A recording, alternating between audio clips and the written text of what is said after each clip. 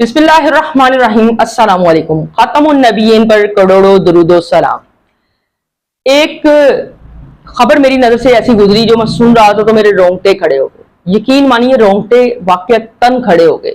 मैंने उस खबर को जब देखा और सुना तो ARY न्यूज की वो खबर थी और उसके अंदर बता रहे थे कि भाई एक ऐसा गैलप सर्वे हुआ जिससे पता चला कि 1 करोड़ बगैर शादीशुदा खवातीन जिनकी उम्र तकरीबन 30 और 35 साल से ऊपर है वो बैठी हुई है।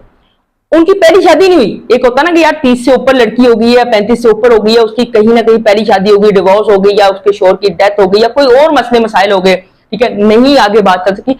वो ऐसी है जिनकी कहीं निकाह के खाते में रजिस्ट्रेशन ही नहीं है, बिल्कुल कवारी लड़कियां 30 से और 35 साल से ऊपर 1 करोड़। हम कहां जा रहे हैं? हमने मादियत को इतना इंसोप कर लिया है कि हमें बेटियों की शादियां करने के लिए इतना डिफिकल्ट हो गया कि उनको पूरा करना हम बेहतरीन समझ रहे हैं लेकिन उनको सादगी से ब्याह नहीं सकते। दीनदार सामने शख्सियत नजर आ रही है, हम उससे शादी नहीं करेंगे, ठीक है। वो शख्स जिसके पास 4 गाड़ियां हैं, जिसके पास एक महलनुमा घर है, उससे शादी करेंगे और फिर शादी की पहली रात पता चलता है कि वो पहली ही रात प्रॉपर टोन होके आता है। टोन से मुराद के ठीक ठाक पी कर आता है और फिर आके उनकी बच्ची को मारता है और बच्ची घर जाके बताती है। फिर आगे से माँ सीख देती है कोई नहीं, ये देखो कि उसके पास क्या कुछ है। रिस्पेक्ट नहीं है तो कुछ नहीं है। यकीन मानिए अल्लाह नवाजने पे आता है तो अल्लाह बेनियाज है, वो बहुत नवाजता है। जरूरी नहीं होता कि आप गाड़ियां, कोठे, बंगले ये सब कुछ देखकर अपनी बेटी को ब्याहें, ये गारंटीड नहीं होती। बेटी के बसने में, उसके नसीब चलने में। आपको शायद पता हो या ना पता हो कि एक टेक्सटाइल मिल में, उसका नाम नहीं लेना चाहता, तो एक अरूज था उसको, ठीक है। किसी की डिमोटिवेशनल स्टोरी को मैं ऐसे पिन आउट नाम के साथ नहीं करना चाहता। फैसलाबाद में एक पाइनियर बंदा था। वो क्या हुआ, क्या शादी के बाद तीसरे ही दिन उसकी फैक्ट्री में आग लगी।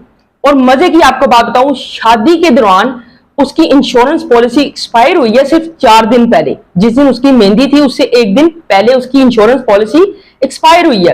और जो बेटी वाले थे उन्होंने सिर्फ यही देख के दिया, गाड़ी है, कोठी है, बंगला है, फैक्ट्री है, कह रही बड़ा ठीक ठाक टेक्सटाइल का वो सेटअप है इनका।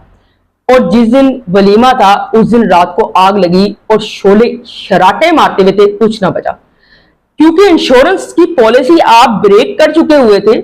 बेसिकली मैं इंश्योरेंस के हक में नहीं हूं, मैं वैसे आपको बता रहा हूं। इंश्योरेंस की पॉलिसी आप शादी की गहमा गहमी में ब्रेक कर चुके थे, जो उसकी इंस्टॉलमेंट रीन्यूअल इंस्टॉलमेंट होती है कि आपने एक कॉन्ट्रैक्ट दोबारा साइन करना होता है एवरी ईयर, वो नहीं कर सके थे तो उनके पल्ले कुछ ना रहा, ठीक है। सुबह का बादशाह रात का फकीर ठहर गया। तो क्या गारंटी हुई, क्या गारंटी हुई उस बेटी वालों को कि अब आपकी बेटी की तस्कीन या खुशियां, क्या वो पैसा ही था?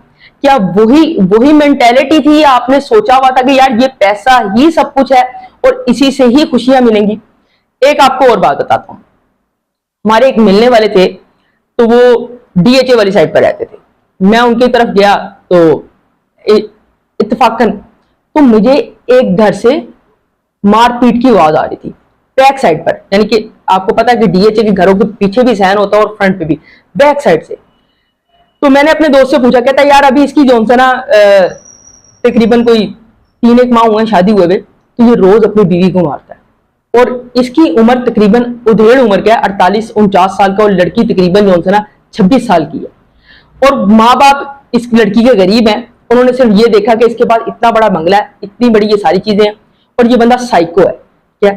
अब वो क्या करता है, बाहर जाता है, बाहर से आता है, पैसा उसके पास ढेर है, अखीर है, रात को अपनी बीवी को डिनर करा के लाता है, डिनर कराने के बाद अच्छी तरह घुमा फिरा के फिर मारता है। मैंने कहा यार ये क्या साजिश हुई? कहता पता नहीं यार, हम खुद परेशान हैं। हम अक्सर उसको देखते हैं, उसका दरवाजा खोलेगा, गाड़ी में बैठाएगा, लेके जाएगा, वापस लाएगा, 20 मिनट नहीं गुजरते और उसके बाद चीखो पुकार की आवाज आती है DHA जैसे। कहता हमने बड़ी दफा कंप्लेन की लेकिन उसकी जो बीवी है वो बेचारी बच्ची है लेकिन इतनी साबर है कि उसने हमेशा इस बात को इग्नोर कर दिया। उसने कहा जी वो टीवी चल रहा होता, उसमें ड्रामा चल रहा था, उसकी चीखो पुकार की आवाज थी, हमारी तो नहीं थी, क्या। इस तरह करके उसने कवर किया। फिर हमने भी इनको इनके हाल पर छोड़ दिया। तो पैसा, मादियत ये गारंटी नहीं है। ये जो आज 1 करोड़ खवातीन यानी कि किसी ना किसी की बेटियां हैं, किसी ना किसी की बहनें हैं, ठीक है, वो बैठी हुई हैं, वो इसी वजह से बैठी हुई हैं। हम क्या कहते हैं, अच्छा रिश्ता। हम अच्छा रिश्ता ये नहीं आज कह रहे, दीनदार हो, 5 वक्त का नमाजी हो, 3 वक्त की रोटी अच्छी दे सकता हो, और अच्छे 2 जेबतन कपड़े करने वाले हो, और बाहया हो, इज्जत के साथ बेटी को रख सकता हो। अच्छा रिश्ता हम उसको कहते हैं कि भाई बंगला, कोठी, कार सब कुछ हो उसके बाद, बेशक फिर वो जॉनसन रात को टोन होके आए और मेरी बेटी को ठीक ठाक तरीके से मारे। ठीक है, हमारे लिए एक अच्छा रिश्ता ये स्टैंडर्ड बन गया। तो भाई निकलो इस चीज से, इस मादियत से निकलो, निकाह को आसान करो।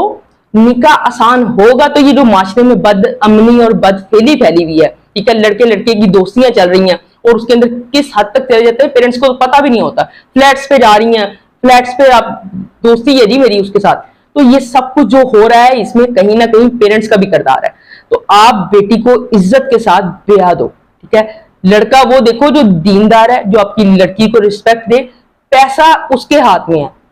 रात का फकीर सुबह का बादशाह होते हुए देर नहीं लगती। ऐसे ऐसे मेरा अल्लाह जब कौन कहे तो फाया कौन होता है। और मेरे नबी ने भी कहा कि निकाह से तुम्हारा रिस्क बढ़ता है, जब बीवी आएगी रिस्क बढ़ेगा।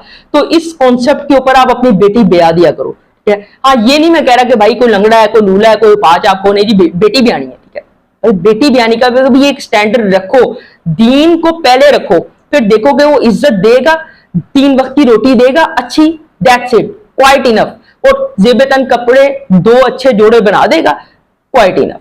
आप अपनी बेटी ब्याह दो, इंशाल्लाह अल्लाह के फजल से अल्लाह उसको इतना नवाज देगा कि आपकी बेटी वैसे ही लखपति हो जाएगी।